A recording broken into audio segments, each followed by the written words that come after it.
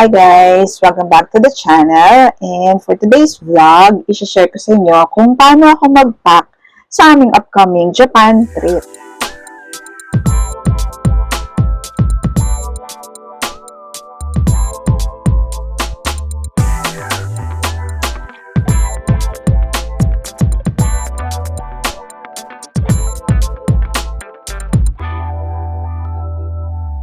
So, umpisahan muna natin dito guys, dito sa aking, ano bang tawag ko? Toiletry bag. So, ito muna yon. Actually, alam nyo guys, medyo may pagkabago tong toiletry bag na to. So, bibili ko lang to. At mura lang to. Ha, hindi na to mamahalin. Sa ano ko lang to nabili? Sa Shopee.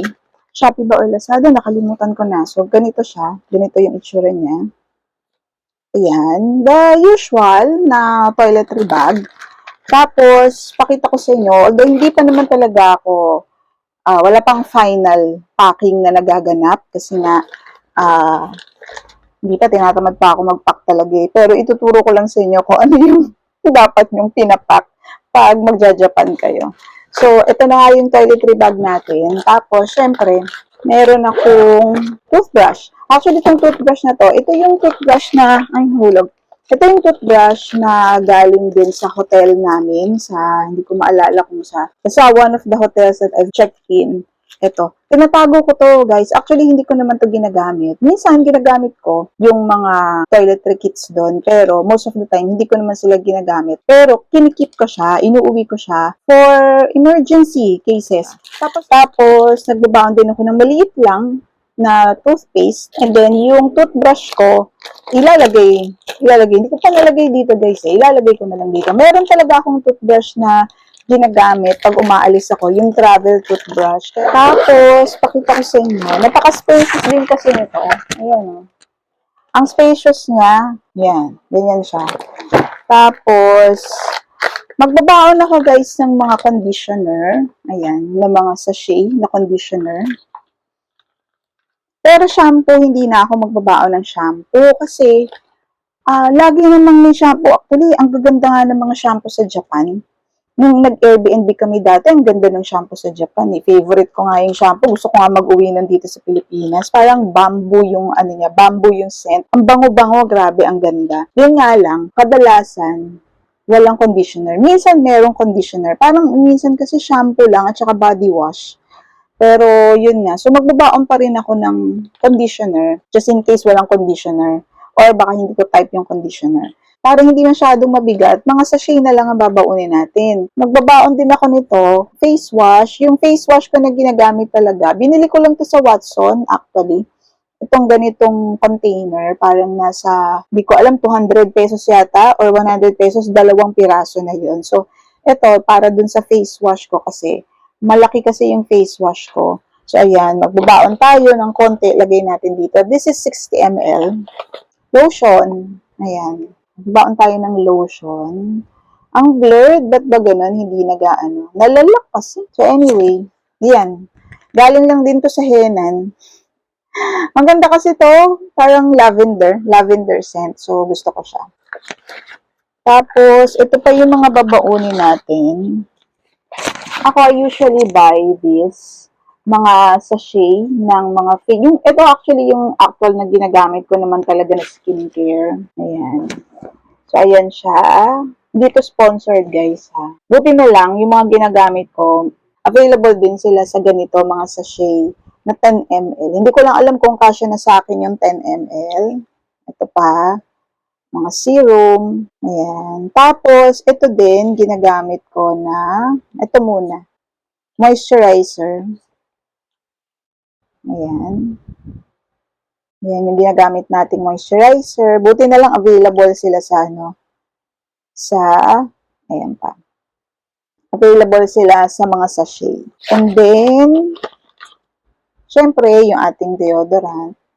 Tapos alam nyo guys, ang dami pang space dito sa aking toiletry bag. O diba? Ang dami pang space. Pupunuin din natin to. I-update ko na lang kayo kapag puno na siya. And then guys, ito naman yung aking medicine bag, medicine pouch. Ito siya.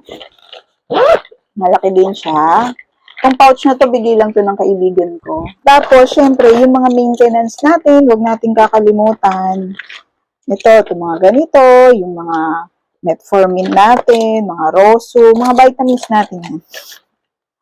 Tsaka yung vitamins mismo natin. Yan, walang sponsor dito, guys, ha. Nainom ako nitong calcium. So, syempre, magbabaon ako nito. Hindi pwedeng hindi.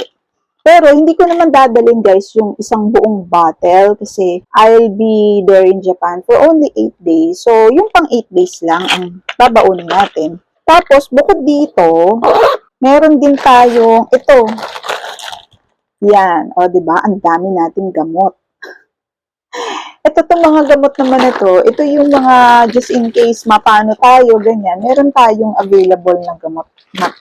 Kaysa naman bibili pa tayo doon, di ba? Wala naman tayong, ito mga prescription to. Pain reliever or celecoxib, yan. Just in case merong bonggang pain. Bonggang pain. May sabihin ko, kunyari, nadapa ka, ganyan, na-sprain ka, whatever. Pero tapos, ito, mga paracetamol, ganyan, ayan, Biogesic. Nilalagay ko lang siya sa mga ganito, yung Ziploc bag ng IKEA. Huwag niyong kakalimutan yung mga vitamin C nyo. Kaysa bumili pa kayo doon ng mga drinks na vitamin C, mas maganda, magbaon na lang kayo para mas mura. Ito, nagbabaon ako nito. This is levocetirizine, yung anti-allergy. At ito, ang favorite ko na binabaon. Yan, Salonpas. O, diba?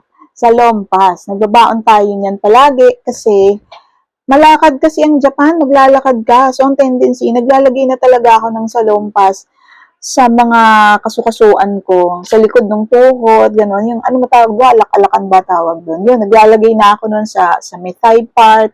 Basta any place na mukhang, napagod at masakit. Naku, nagsasalonpas na ako talaga the night before. And, syempre, wag natin kakalimutan yung mga band-aid natin. Kasi, hindi mo alam, baka mamaya masugatan ka. And especially, alam nyo guys, pag malamig ang panahon, minsan, dahil yung sa cold weather, nagsusugat yung mga ganto, yung mga ganyan ko, nagsusugat siya. Kaya nagdadala talaga ako ng mga band-aid. Tapos ito, nagbabaon din ako nito ng Hydrate. Although never ko pa naman itong ginamit pag umaalis ako. Yeah, never pa naman. Never ko pa naman siyang nagamit. Pero talaga nagbabaon ako ng Hydrate kasi baka mamaya mag-LBM ka, ganyan. Ayan. Hydrate. Hirap na kasi baka mamaya hindi ka sanay doon sa pagkain nila. So, para sigurado, magbaon na tayo ng Hydrate. Para kapag nag-LBM ka, at least hindi ka madedehydrate. Pero nagbabaon din ako ng ganito, guys. Yan Diatabs. Just in case. Pero hindi ako fan ng Diatab. Tapos ito ako, I never leave home without this. Kahit dito sa Pilipinas, lagi ako may Gaviscon kasi nag-GERD kasi ako.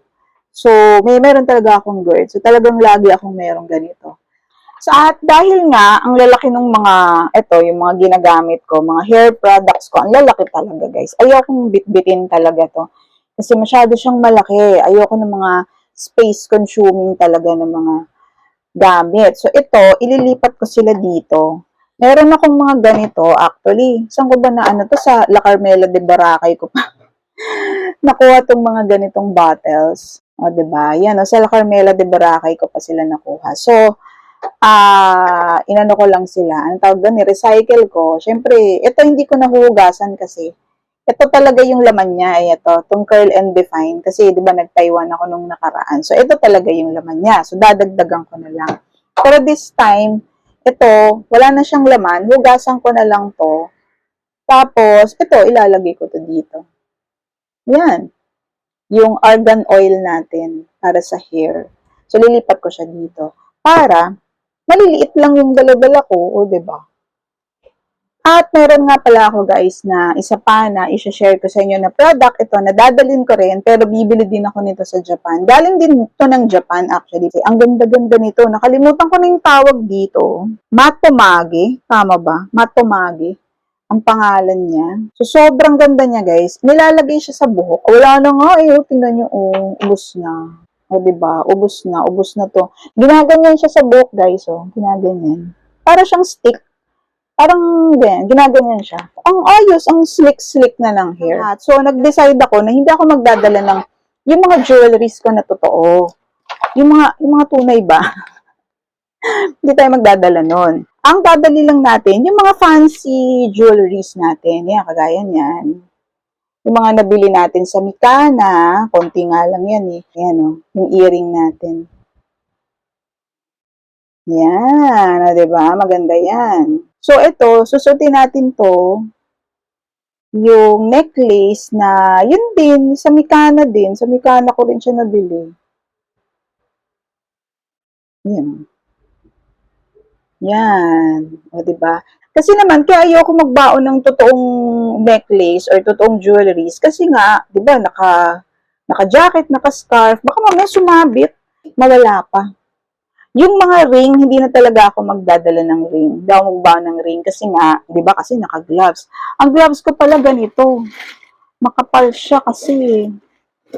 So, kasi winter nga. Kaya lang, I don't know. Kasi nga, yan. Binutas ka pala siya, guys. Binutas ko siya. Kasi, ang hirap namang, ayan o, ganyan, ginanyan ko siya, binutas ko siya. Kasi ang hirap na paano mahahawakan, paano makagrasp ng cellphone, ng coins, ng yung IC card, paano ko mahahawakan pag nakagwantes? Ang hirap. Ito, ginanchilyo ko lang to. Ako gumawa nito, guys.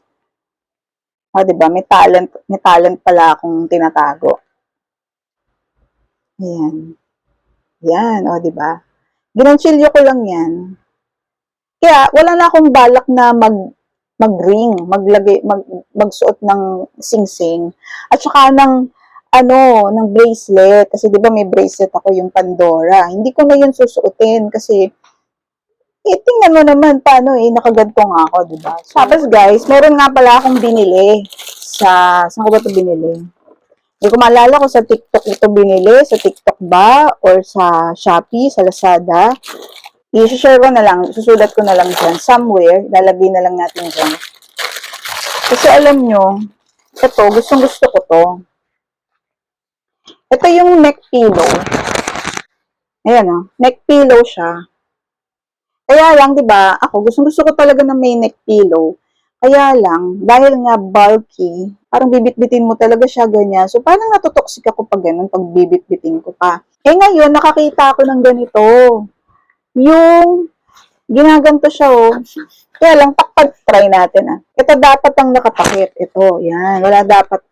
Ito, oh. So, takpan natin. Yan. Pakita ko lang sa inyo. Tapos, ito lang yung pipisilin nyo. Ganyan lang siya, oh. Timingan natin.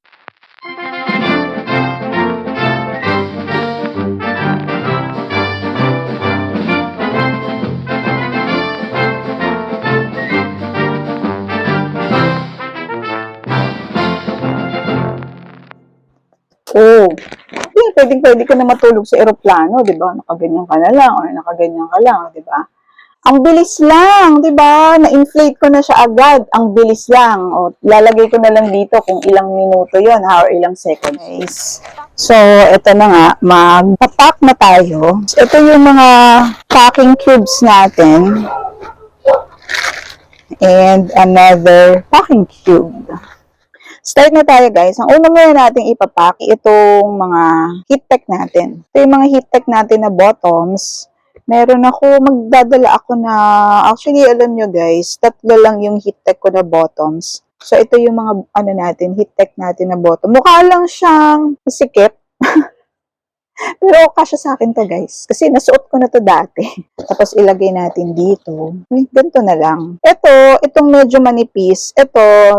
Uniqlo siya. Pero, itong dalawang blue, galing siya ng Sweden. Nakikita nyo ba? Yan. Ako, baka hindi nyo nakikita. Sabi lang kayo pag di nyo nakikita. Char. Magsasabi kayo, tapos na. Tapos, ito namang mga heat tech natin na pang itaas. Meron ako nito. Turtleneck. Yan, turtleneck. So, ito, nabili ko to sa Uniqlo. Bago lang yan. Ito pa yung isa ko na bagong bili. Uniqlo din to, na Heattech. Nag-sale kasi si Uniqlo eh. So, pangalawa, number 2 yan. Heattech number 2. Ilan ba talaga Heattech ko? 2, 3, 4, 5, 6. O, diba? Dali na natin siya lahat. Ang poproblemahin ko na lang nalalaban-laban, yung tatlong Heattech na bottoms. Yeah, hindi na natin tinlan siya, guys. Kasi, hindi naman siya makikita kasi inner siya, diba? So, siguro maglalaba tayo ng Heattech kasi 'di ba 8 araw tayo doon. Maglalaba tayo ng Heattech siguro isang beses lang yung 2 natitirang araw. O 'di ba? Hindi tayo mag-uulit-ulit ng Heattech, guys. Kasi mayaman tayo sa Heattech na pang itaas. Char. Puro Uniqlo lahat to, guys. O 'di ba? Puno na siya. So, pwede na natin munang isara to. Guys, ito, meron pa pala akong isa pang Heattech, nakita ko, nandun pala sa kabilang side. Heattech na pang ibaba. Thermal siya, actually, hindi naman kasi siya nga, ito yung galing sa Sweden. Thermal pants, thermal legging siya. Ayan, iba yung, hindi ko siya dapat i-empake kasi, susutin ko siya pag alis natin. Kunin natin itong Heattech na white para babaunin natin to. Lalagay ko siya dun sa aking hand carry para pagdating ng Nagoya, tsaka ko na lang siya susuotin. Ayokong mainitan sa airport eh. Pagdating ng Nagoya sa airport, magsi-CR naman tayo dun. So, susuotin na natin siya. So, itong medyas ko na to, guys, Uniqlo to na Heattech. Tapos, ito, meron akong binili. Hindi ko maalala kung sa TikTok ko to nabili or sa Lazada. Thermal. Ayun, thermal socks. Ayun, tingnan nyo, merong parang, ano bang tawag dito? Basta makapal siya. Hindi siya ordinaryong tela. Tapos yung medyas naman natin, ito, 1, 2, ito pa. 3, meron akong medyas na ganito, guys. So, tingnan nyo. Yung parang makapal siya na medyas. Ayan. Pero ang susuotin ko sa airport, ito, itong Heattech. Magbabaon din ako kasi baka mamaya sobrang lamig. Magdodoble ako ng medyas. Kung hindi naman, di okay lang. So, ayun na nga guys. So, for an 8-day trip, magdadala tayo ng 6 pairs of socks. Okay lang din naman yun guys kasi maglalaba naman tayo pagdating natin ng Tokyo. Tapos ito naman yung mga babaunin ko ng mga damit. So again, for an 8-day trip, magbabaon tayo ng 4 sets of clothes. So pag sinabi nating set, yung may pang itaas, tsaka yung may bottoms or mayroong pants. So 4 yun na syempre i-mix and match na lang natin. Tapos sa pantulog, ganun din naman, magbabaon lang ako ng 3 sets of pajamas or yung mga pantulog natin. And again, maglalaba naman tayo. So okay lang din yun. Kaya natin ginagawa to para makatipid din tayo sa space, sa maleta kasi 20 kilos lang yung luggage allowance natin papuntain pabalik. Pero pwede naman tayo magdagdag sa pabalik if in case marami tayong bibili ng mga pasalubong. Tapos ito naman yung mga jacket ko. Kita nyo, ang kakapal niya. Mga winter jacket siya. So, magbabaon ako ng 3 na winter jacket na makakapal tsaka isang vest na sleeveless. Yan. So, yan yung mga babaunin natin. Tapos ito, turo ko lang sa inyo kasi ilalagay natin siya sa isang vacuum sealed na plastic bag. Ganito siya. Turo ko siya sa inyo kung paano ginagawa to. So guys, ganyan lang gagawin mo. Ito yun ganyan. Yan. Yan. Yan. Pero mag-iwan kayo ng space dito, guys. Kasi, ano natin to. Ganyan,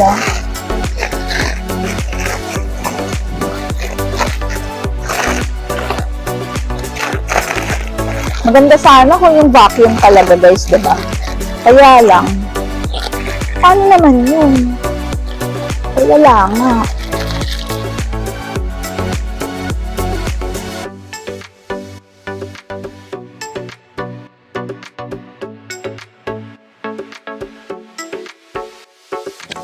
Pag nabukas kasi siya, sayang yung effort natin. Yan.